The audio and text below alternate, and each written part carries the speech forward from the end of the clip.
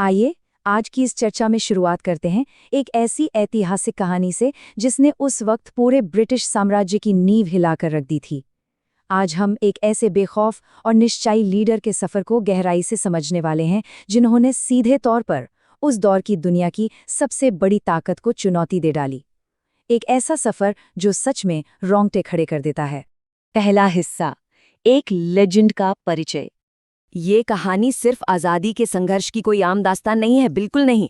ये कहानी है एक ऐसी जिद की, एक ऐसे जुनून की, जहां दांव पर देश का सब कुछ लगा हुआ था। नेताजी का वो संदेश, तुम मुझे खून दो, मैं तुम्हें आज़ादी दूंगा। सोचिए, ये सुनकर कैसा महसूस होता होगा। ये सिर्फ बोलने के लिए बनाया गया कोई स्लोगन नहीं था। ये दरअसल एक आग थी, एक बेहद उग्र घोषणा थी। देश के नागरिकों से अपना सब कुछ न्योछावर कर देने का एक सीधा आह्वान। एक ऐसी आवाज जिसने न जाने कितने ही सोए हुए लोगों के दिलों में आज़ादी की चिंगारी को शोलों में बदल दिया। दूसरा हिस्सा, ड्रीम जॉब का त्याग। अब इस जुनून की शुरुआत को समझने के लिए हमें थोड़ा पीछे जाना होगा। साल था 1897, जगह थी कटक। नेताजी शुरू से ही एक बेहद चतुर यानी कि एक ब्रिलियंट स्टूडेंट थे और उनकी इस लगन का सबसे बड़ा सबूत उनके करियर की शुरुआत में ही मिल गया था। जरा कल्पना कीजिए, एक तरफ थी आईसीएस एग्जाम क्लियर करने के बाद मिलने वाली उस जमाने की सबसे बड़ी ड्रीम जॉब।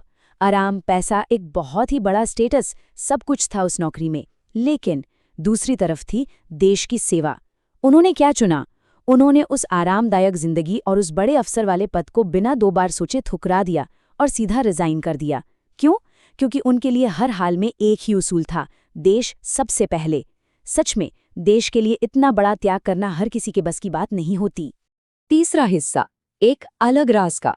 इस विशाल त्याग के बाद उन्होंने उस वक्त की सबसे बड़ी राजनीतिक पार्टी कांग्रेस ज्वाइन की। लेकिन जब उन्होंने राजनीति में कदम रखा तो यहाँ 2 बिल्कुल अलग नजरिए सामने आए। एक तरफ नेताजी का ये मानना था कि आज़ादी मांगने से कभी नहीं मिलेगी।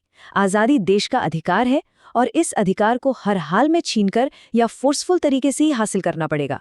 और दूसरी तरफ महात्मा गांधी जी का अप्रोच था शांतिपूर्ण विरोध या पीसफुल रेजिस्टेंस का।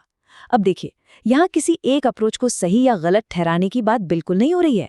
यहाँ हमें सिर्फ इस तथ्य को समझना है कि उस दौर में आज़ादी पाने की टैक्टिक्स को लेकर इन 2 महान नेताओं के बीच एक कितना गहरा वैचारिक मतभेद था। दोनों का लक्ष्य एक था, पर रास्ते बिल्कुल अलग।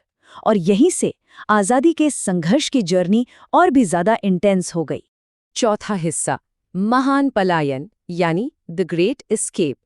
और इस इंटेंस जर्नी का अगला हिस्सा, सच बताएं तो किसी रोंगटे खड़े कर देने वाले हाई स्टेक्स थ्रिलर से कम नहीं है। जैसे जैसे नेताजी का राजनीतिक असर बढ़ने लगा, ब्रिटिश सरकार को उनसे सीधा खतरा महसूस होने लगा। उन्होंने नेताजी पर अपनी पकड़ मजबूत करनी शुरू कर दी और उन्हें कड़ी निगरानी में नजरबंद कर दिया। एक ऐसा वक्त आया जब लगा कि शायद अब आज़ादी की ये बुलंद आवाज हमेशा के लिए दबा दी जाएगी। लेकिन उस कड़ी सुरक्षा के बीच भेष बदलकर फरार होना, ये एक बेहद खतरनाक और साहसिक कदम था। और बात सिर्फ उस घर से निकलने की थोड़ी न थी।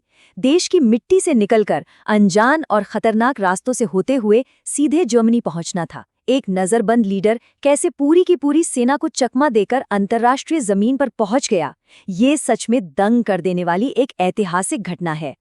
यहाँ उनकी एक बेहद चतुर ग्लोबल स्ट्रैटेजी साफ दिखती है।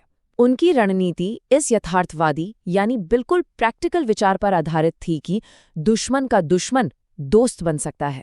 नेताजी बहुत अच्छे से समझ गए थे कि इतने बड़े ब्रिटिश साम्राज्य को अकेले हराना आसान नहीं होगा। इसके लिए बाहरी मदद चाहिए ही होगी। इसीलिए उन्होंने जर्मनी और जापान जैसे देशों के पास जाकर अलायंस और सहयोग लेने की कोशिश की। लक्ष्य सिर्फ और सिर्फ एक था, हर कीमत पर भारत की आज़ादी। 5वां हिस्सा, आज़ाद हिंद फौज का निर्माण। अब यहाँ से ये कहानी सच में एक विशाल और बिल्कुल नया रूप ले लेती है। दुनिया भर में घूमकर उन्होंने जो सबसे बड़ा ऐतिहासिक काम किया, वो था आज़ाद हिंद फौज यानी इंडियन नेशनल आर्मी का निर्माण। हजारों सैनिक, ये सभी लोग बिल्कुल अलग अलग बैकग्राउंड से आए थे, लेकिन इन सबको एकजुट किया किसने? एक अकेले बेहद मजबूत विजन ने। एक ऐसी फौज तैयार हुई जहां हर एक सिपाही का ध्यान सिर्फ एक लक्ष्य पर टिका था, और वो था देश को आज़ाद कराना। इन लोगों के पास बेहद लिमिटेड संसाधन थे, फिर भी उस एक नेतृत्व ने, उस एक आवाज ने इनमें ऐसी ऊर्जा भर दी थी कि ये हजारों लोग अपना बलिदान देने के लिए पूरी तरह से तैयार थे। हम सब जानते हैं कि जंग का मैदान कभी आसान नहीं होता, और आज़ाद हिंद फौज के लिए तो ये हालात और भी ज्यादा कठिन थे। राशन की भयंकर कमी, खतरनाक बीमारियां, बेहतर हथियारों का अभाव, और सामने खड़ी थी उस वक्त की दुनिया की सबसे ताकतवर सेना। लेकिन सैनिकों का जज्बा और संकल्प बिल्कुल अटूट था। उनके पास भले ही बेहतरीन हथियार ना हों, पर उनका आत्मविश्वास किसी भी तोप या बंदूक से कहीं बड़ा था। ये सेना हर हाल में लड़ी, सिर्फ इस एक विश्वास के साथ कि आज़ादी की सुबह अब बहुत करीब है।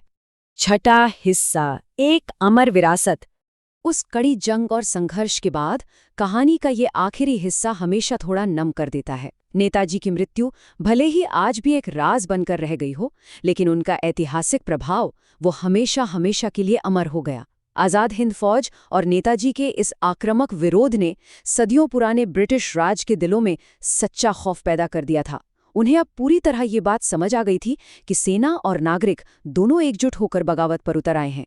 जो शक्ति का संतुलन था ना, वो अब हमेशा के लिए बदल चुका था। आज़ादी का ये नया मोमेंटम अब किसी भी हाल में रुकने वाला नहीं था। आज की इस चर्चा के अंत में आइए इस एक सवाल पर गहराई से विचार करते हैं। अगर आज़ादी जैसा सपना इतना बड़ा और सच्चा हो, तो क्या सभी तरह का डर सच में खत्म हो जाता है? एक आरामदायक पद को छोड़ने से लेकर मौत के साए वाले खतरनाक रास्तों पर चलते हुए देश के बाहर से टक्कर लेने तक, इस सफ़र ने हमें सिखाया कि डर से जीतना ही आज़ादी की सबसे पहली शर्त है।